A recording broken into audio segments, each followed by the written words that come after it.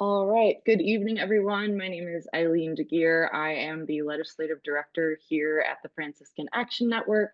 I want to start off by saying thank you so much for joining us this evening.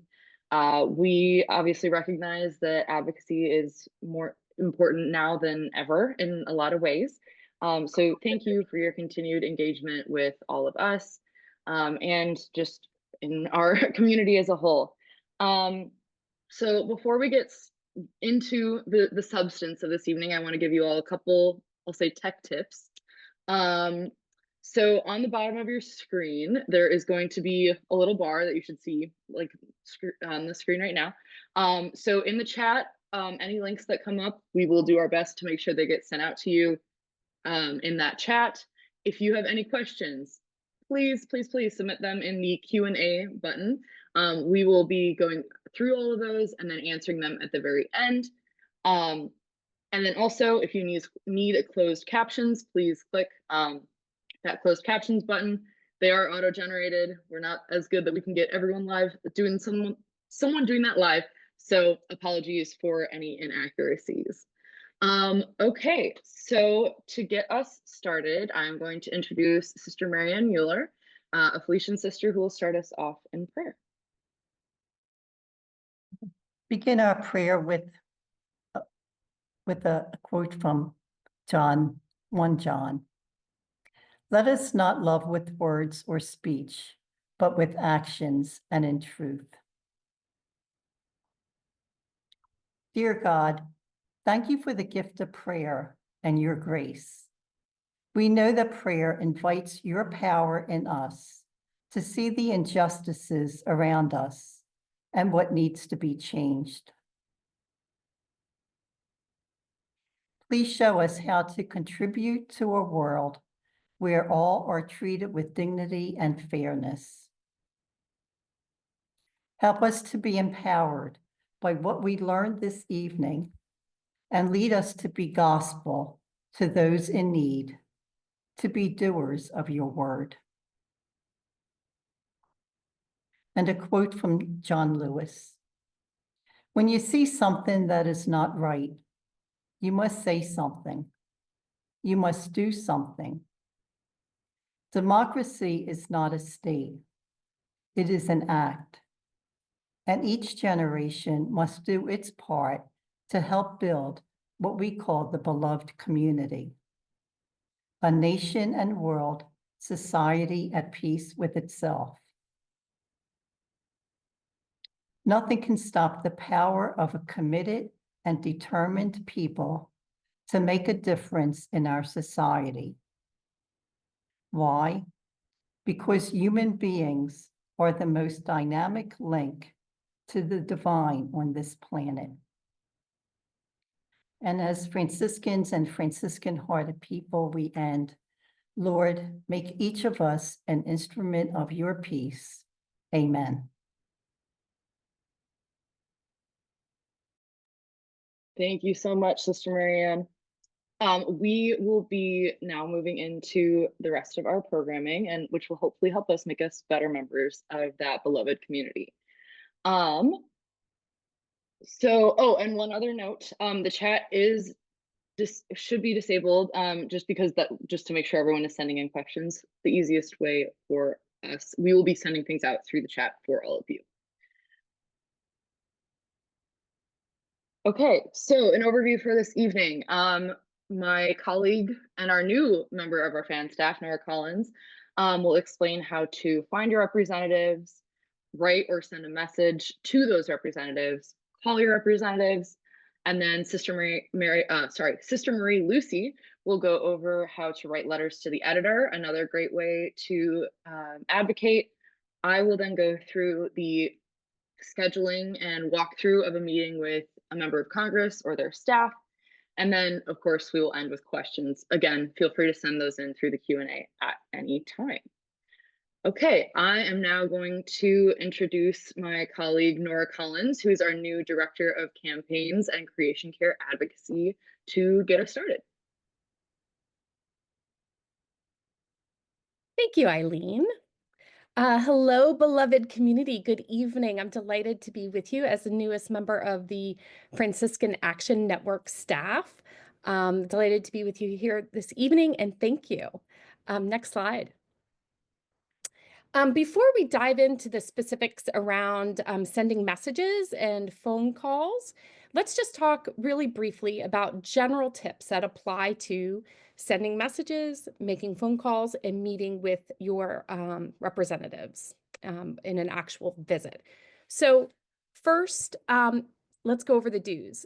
You always want to be prepared and be concise. So in phone messages and calling into your congressperson, and in emails, it's good to do your research and prepare to be, very concise in your messaging.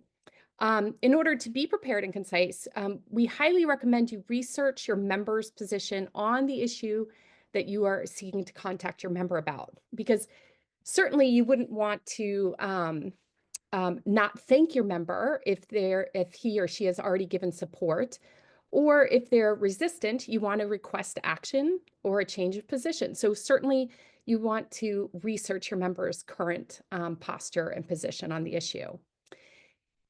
That research will also lead you to make a very specific and distinct policy ask. You don't want to just call with a general feeling about an issue, but rather as it relates to a specific policy. You always want to ask a specific question. If your research leaves you a little short in knowing where your member stands on a policy position, then you want to ask in that email or at the end of that phone call, where does the member stand on this issue, right? You always want to include a personal appeal. Why? Why do you care about this issue? What within your Franciscan heart is leading you to make this appeal? That personal appeal you'll also want to credential yourself. So I am a Franciscan sister, or I'm a mother of four, or I'm a teacher, or I volunteer in a migrant center. So you want to credential yourself as having particular understanding or knowledge of the issue, and also introduce yourself as a constituent. We always want to be respectful and gracious. Part of that being gracious is just to thank the member for their service, whether they support your policy position or not, and be respectful in asking for them to take your position. And then certainly always we want to follow up. All right. Alongside of the do's is the don'ts. You don't want to overload an email or a phone call with multiple issues. You want to target a very specific ask as it relates to a policy. Don't ramble on and on. Be concise. Don't be argumentative. Rather, be respectful.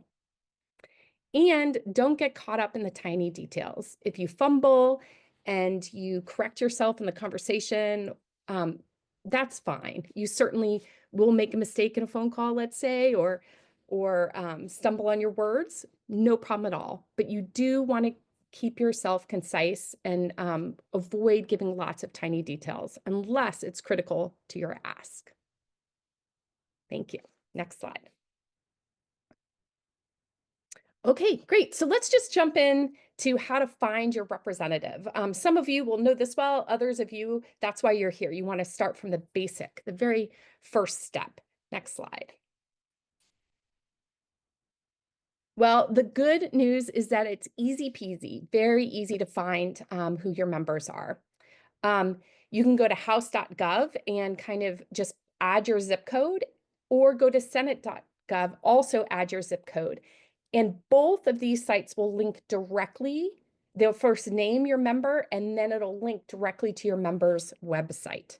So once you're on your member's website, you can find their contact information, including their phone number, where their district offices are, etc. Next slide. Another awesome resource and way to find your member is congress.gov. This is a site run by the Library of Congress. You also, which is really kind of fabulous, is you can kind of look at the most viewed bills, you can do a bill search, and you can look at current legislation. Again, great opportunity to do some research before you contact your member. Next slide. All right, so let's jump into writing or sending a message to your member. And there's really two ways to do this. So first, next slide. We're going to look at what they call one-click advocacy. So this is, you want to send a message through an organization's action alert system. So FAN's weekly newsletter contains often urgent, quote, one-click action alerts, right? So these are, you get a newsletter in your inbox from Fran or another organization that you care about, and you just simply click to take action. What's nice about this opportunity is that these systems will find your member for you, right? So once you add in your name and your zip code, it'll populate with your members, all three members if the action is going to both sides of Congress, or just the Senate or just the House member.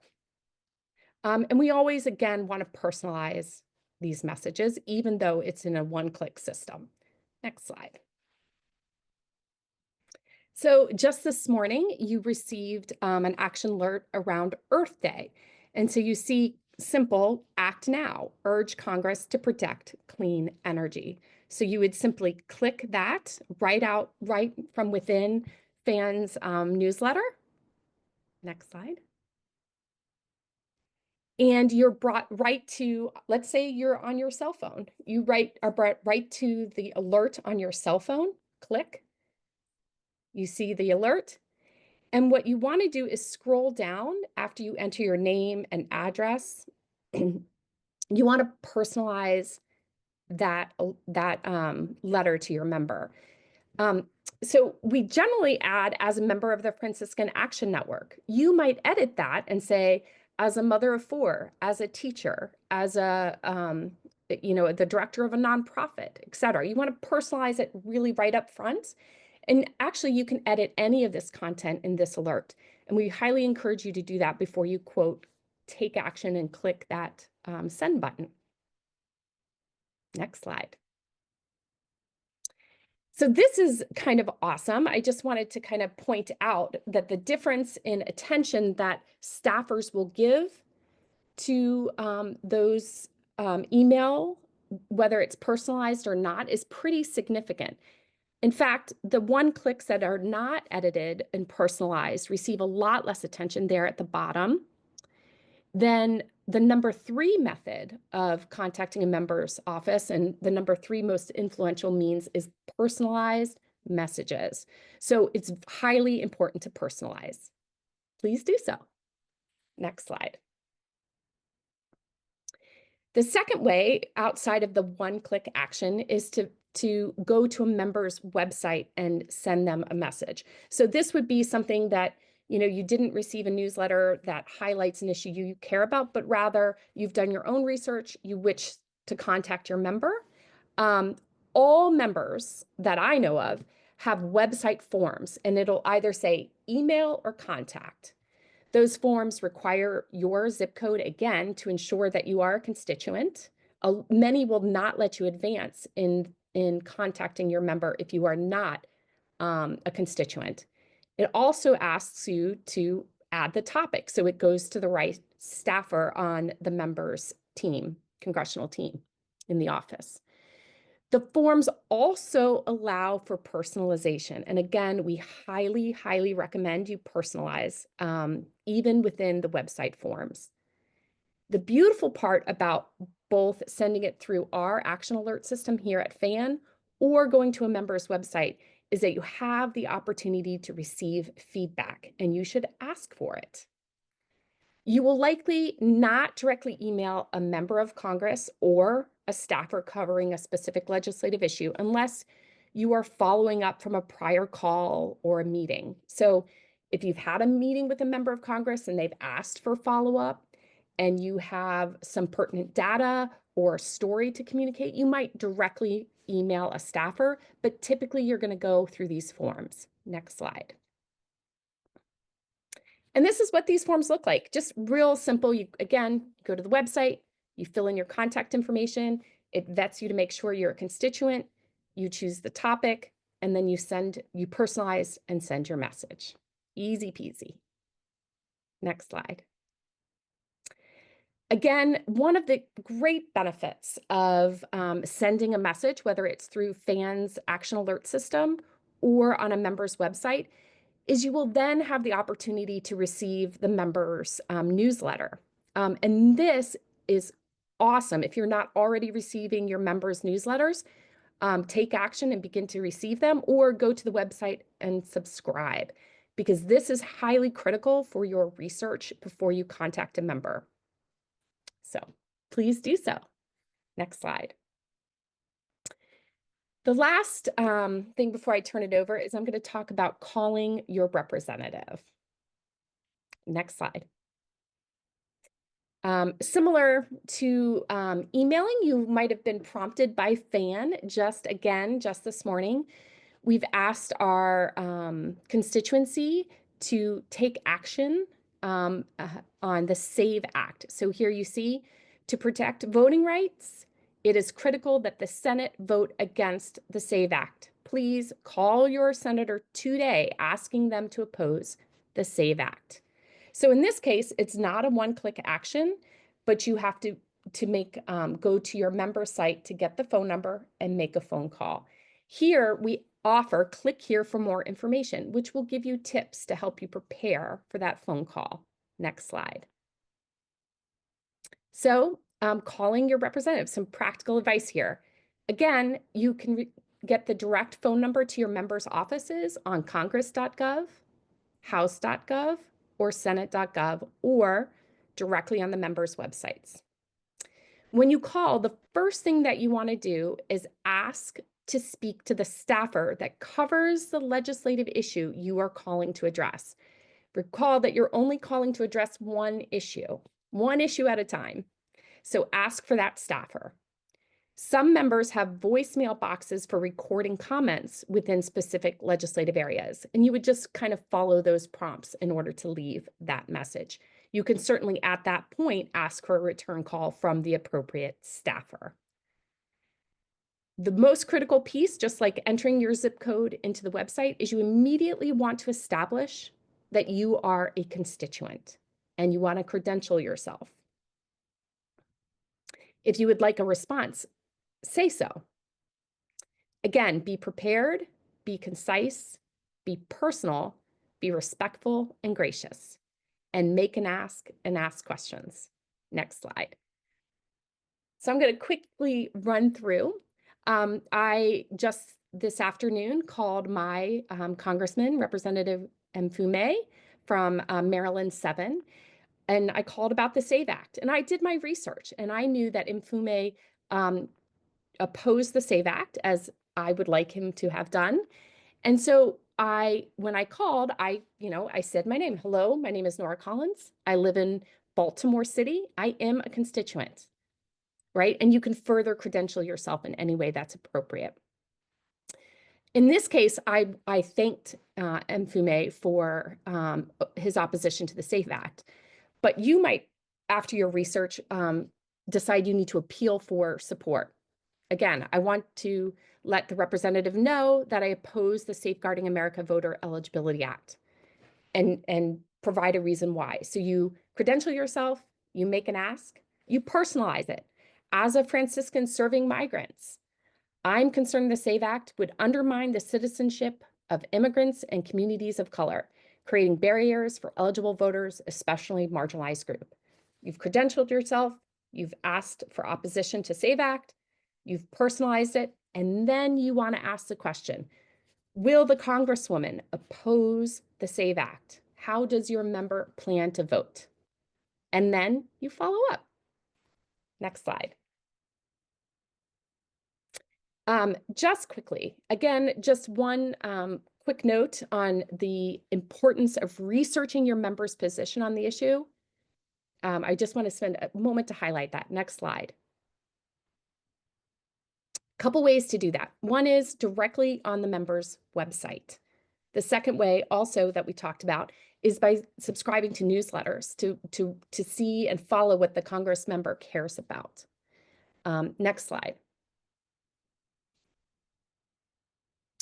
The other way, which is highly important, is to just do a general Google search. So on the Inflation Reduction Act, which fans sent out an alert about just this morning, you can't presume that if your member is a Republican, let's say in this case, that they would automatically hope to repeal clean energy policies.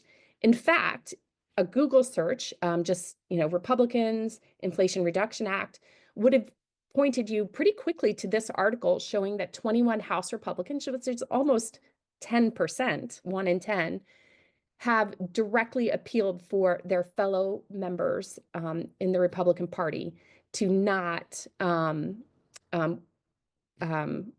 injure the Inflation Reduction Act's efforts around clean energy. So again, research on your member's website, scan newsletters, and certainly just do a quick Google search. I would say it takes 5 minutes, and it well prepares you to either thank or ask for support. Next slide. Now I get to turn it over to my beloved colleague. Thank you. Thank you, Nora. This has been a lot of information. We realize that. So I just want to remind you that if you have any questions, please put them into the Q&A. Writing a letter may seem to some people kind of intimidating, but we are all educated people and we care deeply about some issues. So I ask you to consider this advocacy action. In our Franciscan values guiding fan, we have several of those values. One of them is being agents of change in both word and work, as Francis urged in his letter to the whole order. So let's walk through writing a letter to the editor at LTE. First of all, what? You feel strongly about an issue and want others to know what and why. Probably your family, your friends, your coworkers know how you feel about this issue, but you want to reach people beyond your smaller inner circle because it means so much to you. And good letters are short, they're to the point, and they combine both emotion and fact. So that's what a letter to the editor is, and I'm sure you've read many in the newspapers. So why write a letter to the editor? LTEs are widely read in the newspaper. You want to speak out to educate and influence others.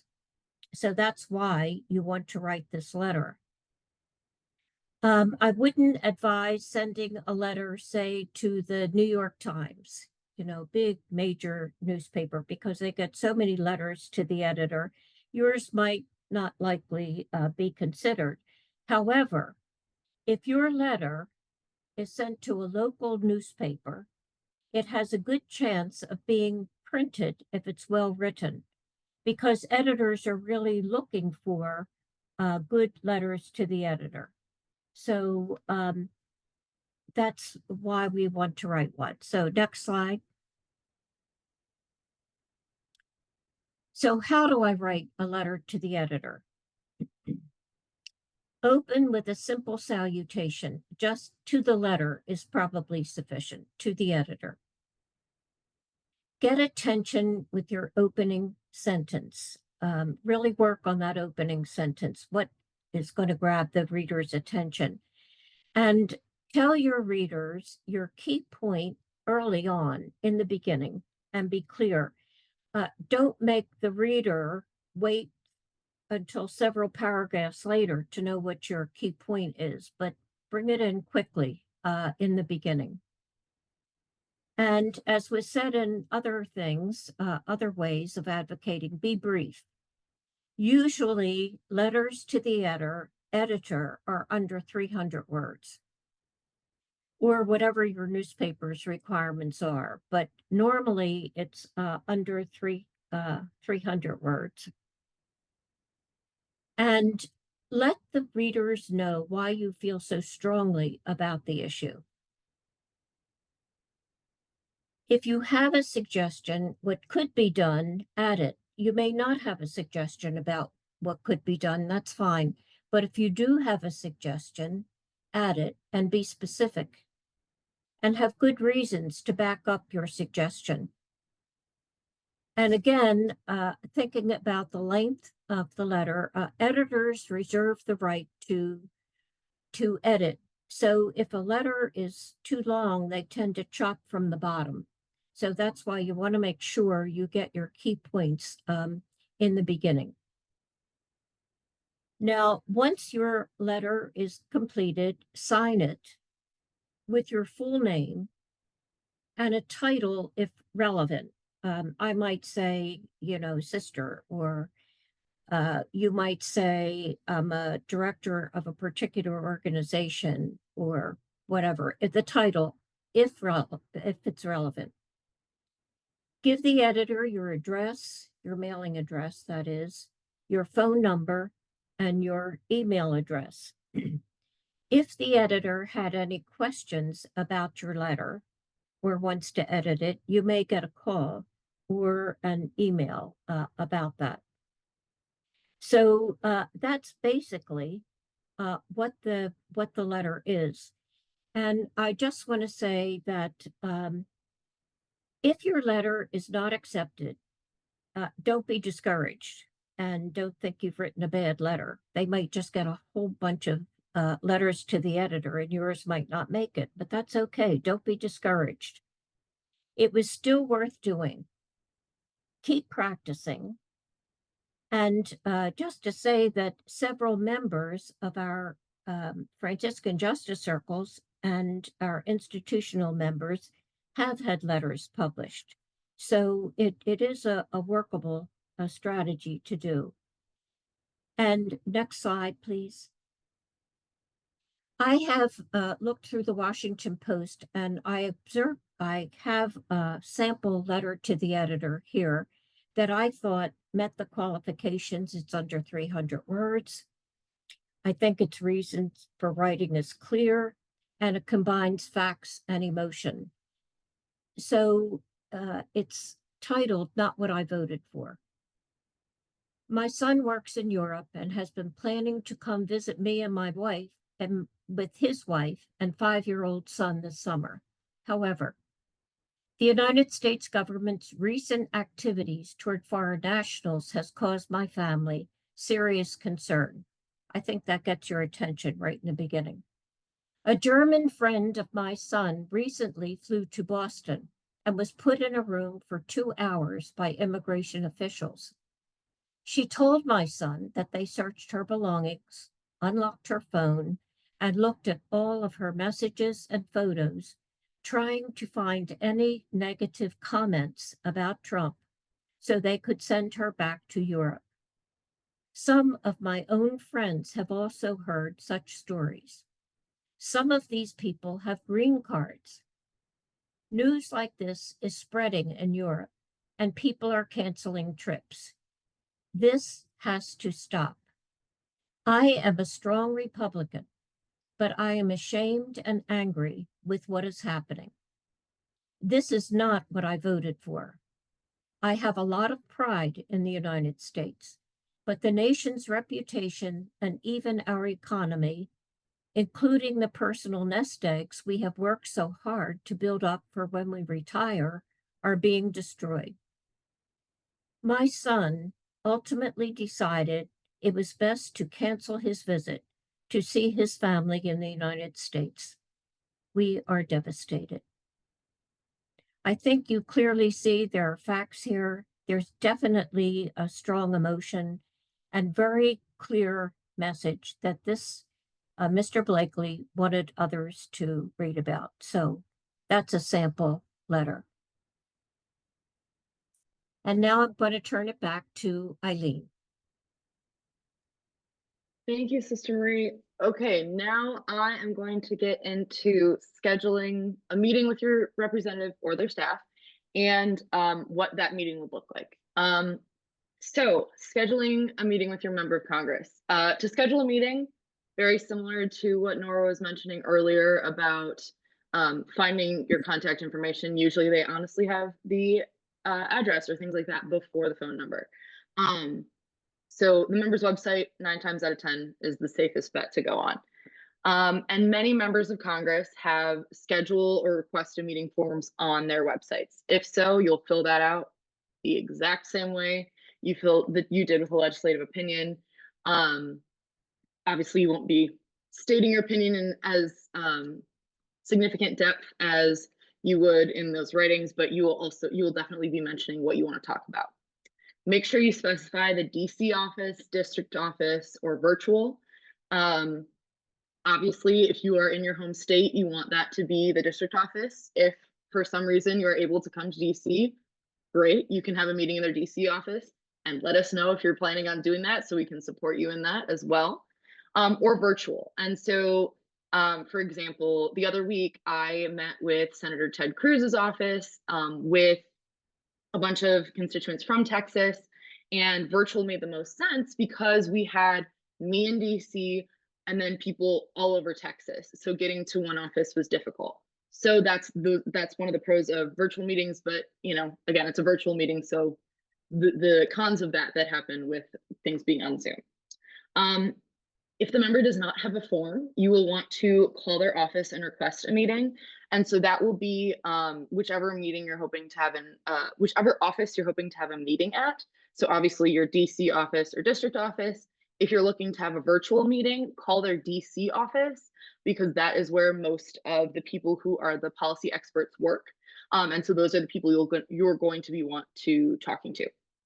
And so, and then if you have not gotten a response, you're going to want to follow up within a few business days. They are getting many, many requests. And so, it's very easy for things to get lost in the shuffle, but just that persistence is important. And then also you will usually meet with a staffer as opposed to the member of Congress. And it might sound like meeting with a member of Congress is a better thing. And it does, you are getting that direct FaceTime, which is great. However, they are also dealing with a bajillion different issues at any given moment. These staffers are specializing in healthcare or immigration or any of these other issues. So they know these issues a lot more intimately than that member of Congress. So it's actually really good to have a meeting with those staffers as well. And then another thing that I think people don't often know is that as a constituent, you have a lot of clout. It is a lot easier for you all to get into a meeting than it is for me 9 times out of 10, because you are being represented directly by that member of Congress. The only reason I can get into meetings half the time is if I have one of you all with me to go meet with that representative. Next slide, please. Okay, so this is an example form for that meeting. If you're requesting that, a brief description is pretty common. If you have a specific bill that you're looking to discuss, put that there. And then, but you do not need to have a long thing. You can just say, we're looking to discuss, I'm gonna just keep using the SAVE Act because we have that one. And then legislative topics, you want kind of the general area. So like if you're talking about the SAVE Act, you want to say voting rights or something like that. Then of course, all of your information, giving them as many dates as possible that you can is more likely to get a meeting. I mean, that's, I think, standard with anyone when you're trying to schedule something, but the more flexibility you can give them, the better. Number of attendees. I think some people get sketched out by this question. I did at first too, but I found out that is literally just so they can reserve the right sized conference room, so everyone can sit, or as many people as can sit as they can manage. Who do you expect to attend? You want to list, if there's other constituents, if you have someone significant, like, I don't know, you have a bunch of nuns coming to have a meeting, you want to make sure we have 5 sisters coming, that kind of thing. And then any additional information, if there's like accessibility issues or things like that, that's the place to mention that. And then the virtual option as well. Next slide, please. Okay, great. You got the meeting. It's all scheduled. You're good to go. How is that going to now happen? So all of these bullet points are roles in that meeting that someone needs to fill, and you can have like 3 people and all these get covered somehow, or you can have one person filling each one, depending on how many people you have. That being said, you probably want to like have at max like 10 people in a meeting, just so A, everyone can fit, and B, you know, most people get to talk at least once. So you're going to want a facilitator, someone who is just running point, making sure, okay, so I'm using my coworkers here. Rosie is going to talk about what FAN does, and Nora is going to give stories from the district. So that facilitator is just keeping the meeting moving. All meetings are about half an hour, so that facilitator is keeping an eye on the time and making sure things keep moving. The note taker should not be the same as the facilitator. If you have run any kind of meeting before, you know it's hard to take notes and facilitate a meeting at the same time. Or if you can do that, props to you. I struggle with it a lot. Then also a very optional thing, but you can have someone take pictures. It's cool to have, like, you know, a group picture of people meeting with the staffer, or get a meeting outside of their office. If you do take those, let us know. We'd love to hear what you all are doing as well. And then introductions, the way I tend to do it is just have everyone go around, their name, where in district they live, and then kind of what skin they have in this game. Again, keep it very short. And then credentialing the org or the organization or the network. This is like if you're meeting as a part of FAN, or with your justice circle, or with a group of sisters or a group of priests. If you have that, if you don't, you can just, you know, come in as a group of constituents. You don't need to worry about credentialing. But if you do like work with, if you work with immigrants, that's kind of that is that credentialing. It does not need to be anything big and major, but just show why you care. Then giving story or stories from the district. So let's say you are someone who works in a migrant shelter. Talk about that experience. And if when you're talking about the specific bill, talk about how that would impact the people you work with. And then and this can be if you're meeting as part of FAN or any faith organization, or if you're just coming as a person of faith and that's something that's really important to you, talk about the faith perspective on the issue. With immigration, you can talk about, you know, welcoming the stranger and care for creation. You know, there's so many different things from the Franciscan perspective that you can use to reinforce that message. And feel free to reach out. I'll volunteer myself, and I'm sure many of my other colleagues would be willing to help you come up with that framing. Because there are many members of Congress who identify with at least a Christian faith tradition, and there's many Catholic members as well. And so that often appeals to many of those members if you can use that to back it up. Also, many staffers identify as people of faith. And so again, that is an extra tool in your pocket, I'll say, when you're going to that meeting. Then you want to close it out with your ask, because people usually remember the last thing you say. And so being very clear about if it's a bill, or lately, one of the things we've been talking about, FAN, is stopping the detention and deportation of immigrants. Being very, very clear. You should be able to say it in about one sentence, and, you know, maybe a couple extra details, but one sentence should be able to sum up that ask. Then, of course, thanking the staffer for their time, regardless of whether you agree with them, disagree with them, they're taking the time to talk to you. And then have someone in charge of follow-up. So make sure you are getting the staffer's business card or some kind of contact information. If they ask you a question during the meeting and you don't know how to answer them, first of all, don't lie. But second of all, say, let me follow up with you. This is a great way to continue that relationship.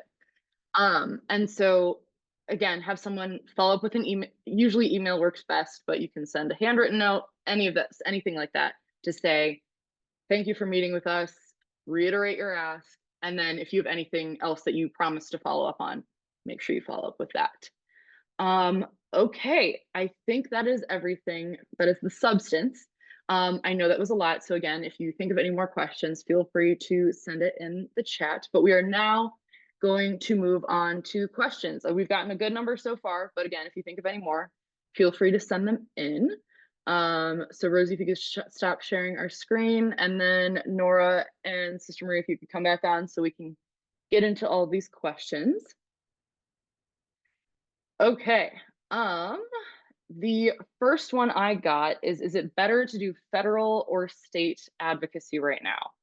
I have an answer, but Nora, or Sister Marie, do you want to take a stab at that? Okay. I will say both are extremely important right now.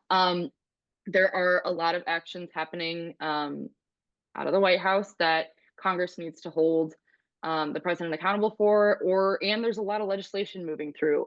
For example, I'm sure a good number of you signed on to our appropriations letter that we sent out a couple weeks ago. That is going through Congress.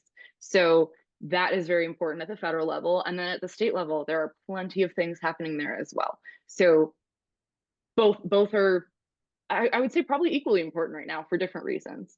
Yeah, and I think it Yeah. depends on the state and what's happening. For example, I know that in Pennsylvania, there has been a lot about gun violence, which is particular to Pennsylvania. And so if you know your state has particular legislation, and sometimes even the Catholic conferences in the state, will have asks that they want you to address. So it depends, but both are important. Yep. I know some people are losing a lot of hope with that, but just want to remind you, both are important and both are valuable. Okay, my next one is combining a couple of different questions.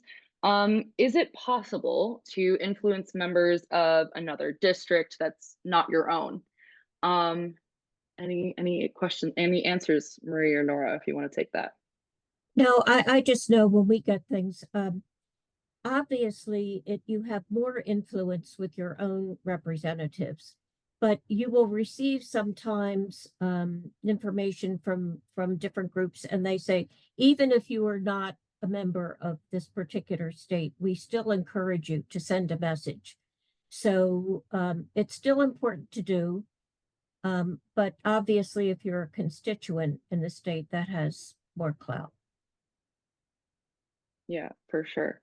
I will also add, I think Nora mentioned this earlier. Many representatives don't even let you contact them if your zip code is not in their district.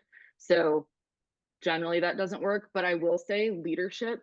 Um, so Speaker Mike Johnson, Minority Leader Hakeem Jeffries, all those leaders in Congress, you can absolutely send messages to them because they are in a way representing all of us. So that is that one. Okay, reaching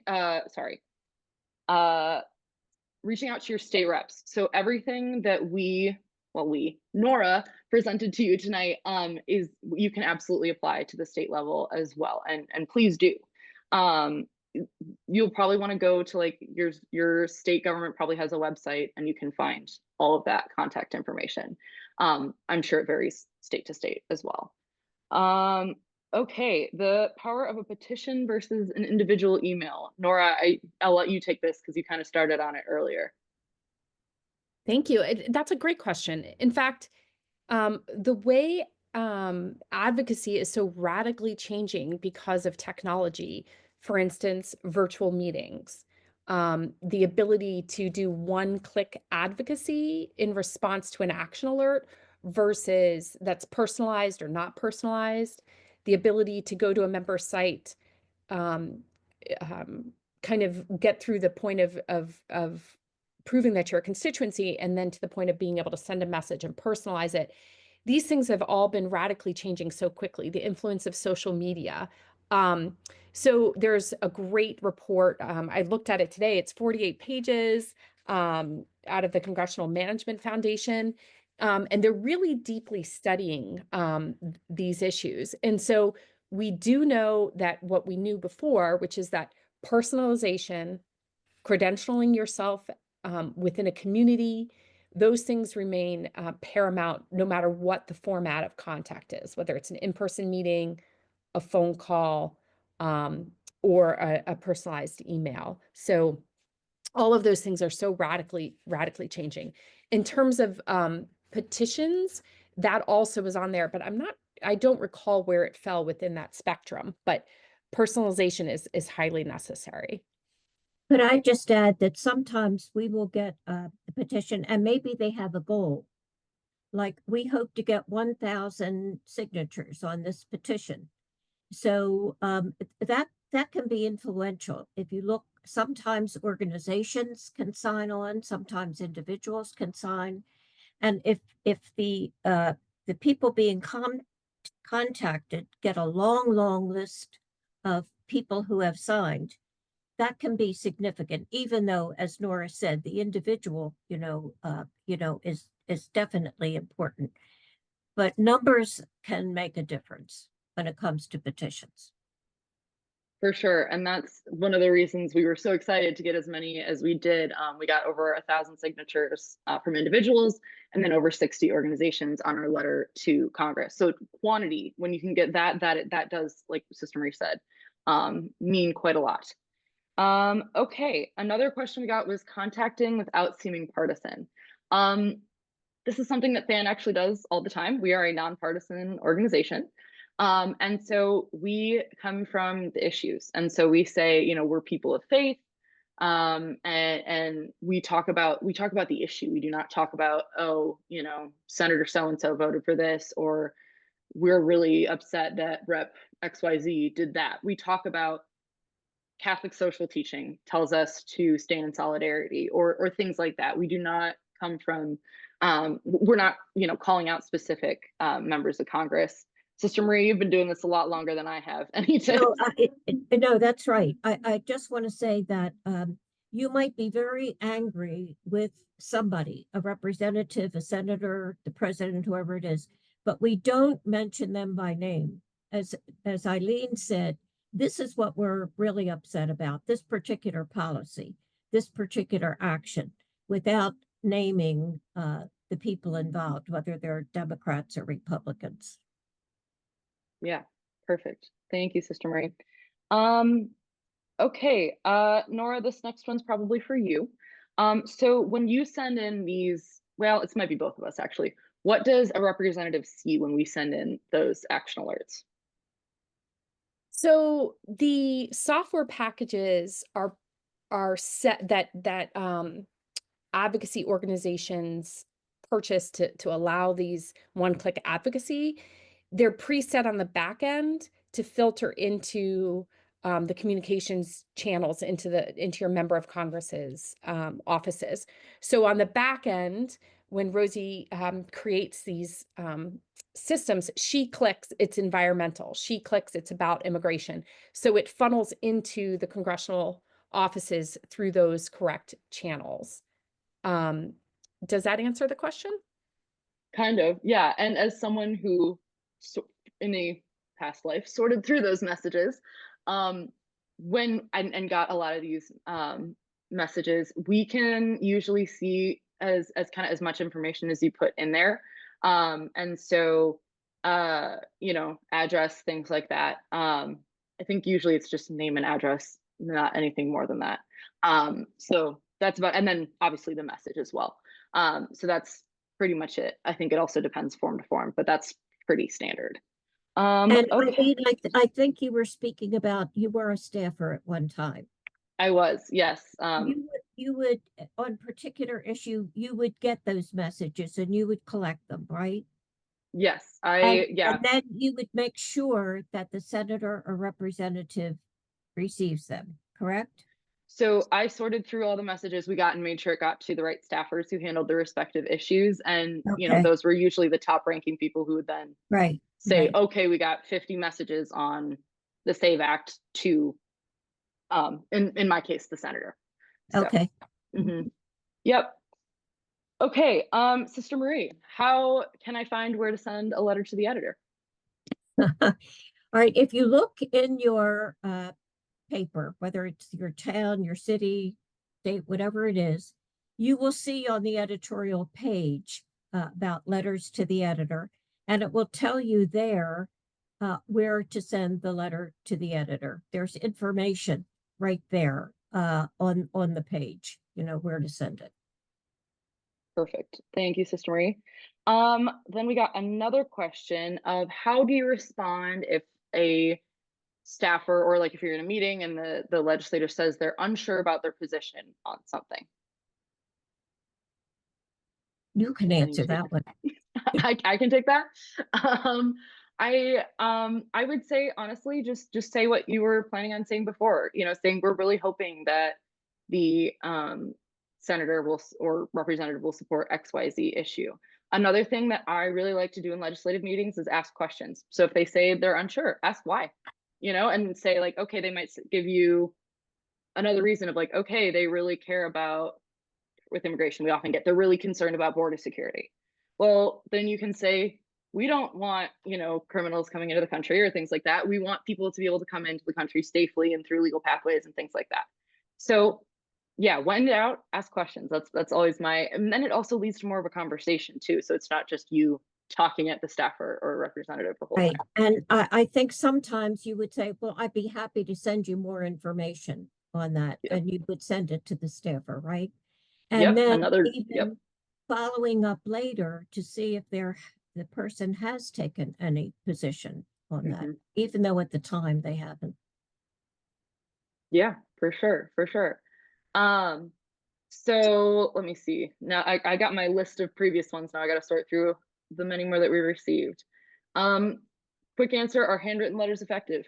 Yes, because it shows that you took the time to write out that letter to that representative. If you can get a quantity of them, even better.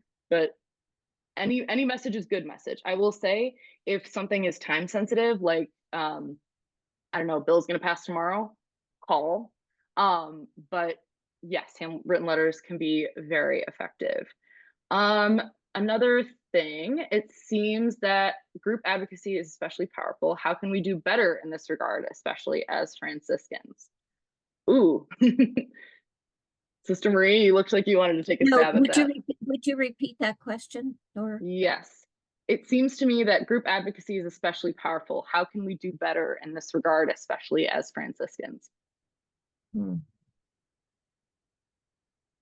Well, does that mean when we're setting up a meeting? Does it mean when we're, you know, I making would say a across call? the board.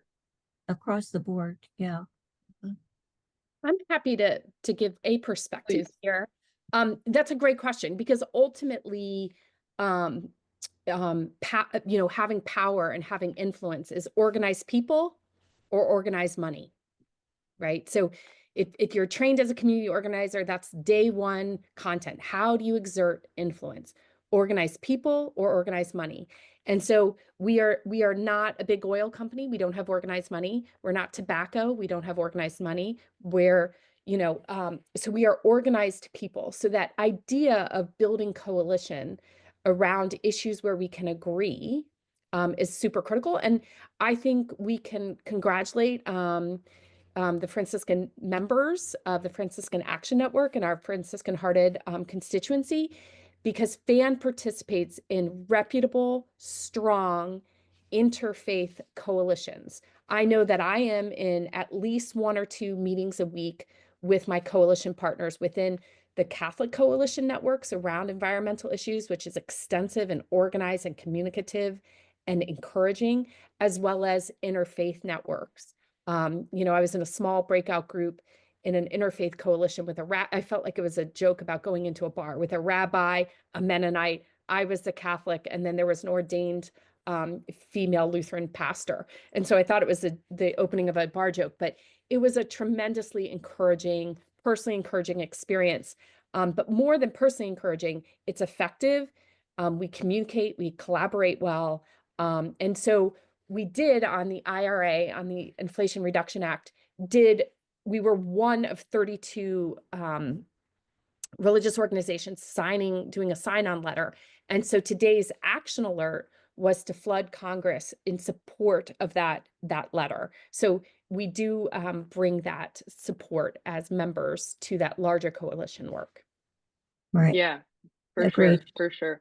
And so that's obviously what FAN's doing at kind of the more national level, I'll say. But at kind of the more local level, yes, absolutely. I think the more people you can bring with you to do something, the better. I mean, I'll plug the justice circles because we have a lot of those and more happening. throughout the country, and those are Franciscan-hearted people, many of which are obviously interested in social justice and advocacy. And then over this kind of last week or so, we've been coordinating with the Friends Committee on National Legislation and Network Lobby to do more in-district meetings. So stay tuned. We'll have, I believe, many more opportunities for that as well. And that kind of answers another question of, should we bring interfaith collaborators? Absolutely. It's a huge deal when you can say, you know, we're Catholics, Jews, Mennonites, Muslims, everybody believes that this is important, because so often, you know, you see people put in different boxes of like, oh, the Catholics, oh, the Jews, like, just, you see that separation. But when you can show that you're all together, that's massive. So yeah, I think we are out of time now. Yes. Any other, Nora or Sister Marie, any last things you want to say or plug?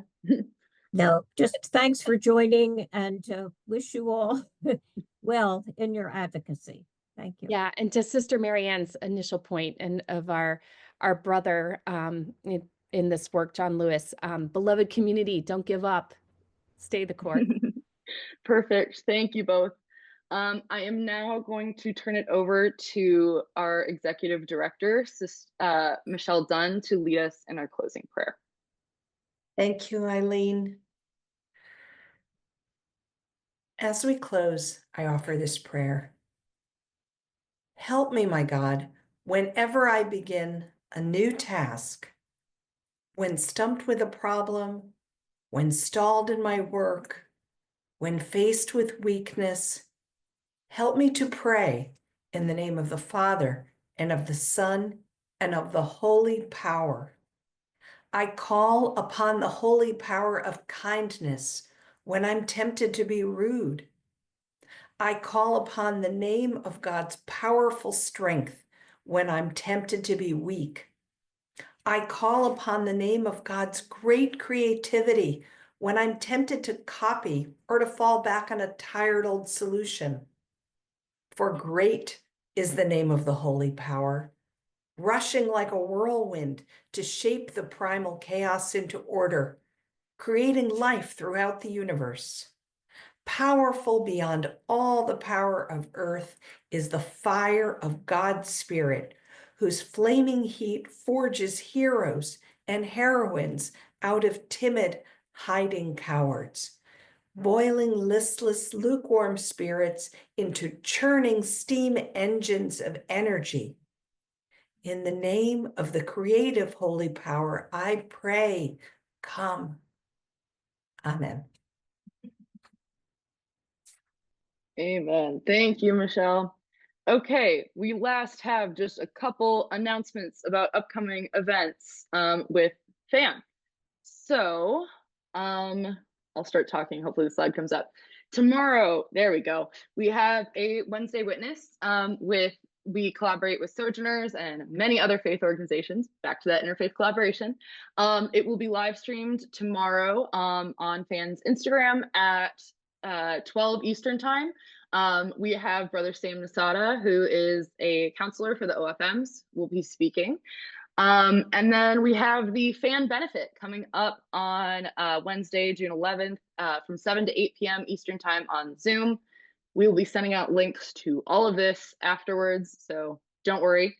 And then last but not least, in October, we have our third conference, which this year's theme is Love in Action, and it is October 18th to 20th at the Yours Truly Hotel here in Washington, D.C. And you'll get to do more legislative advocacy if you come and join us. So I think that is all of the substance. I want to thank you all again for joining us. I am so continually grateful for all of your hard work every day and continuing this work and this fight. Please keep us posted. We love hearing when things go well, or if things don't go well and you want help, we're glad to help with that as well.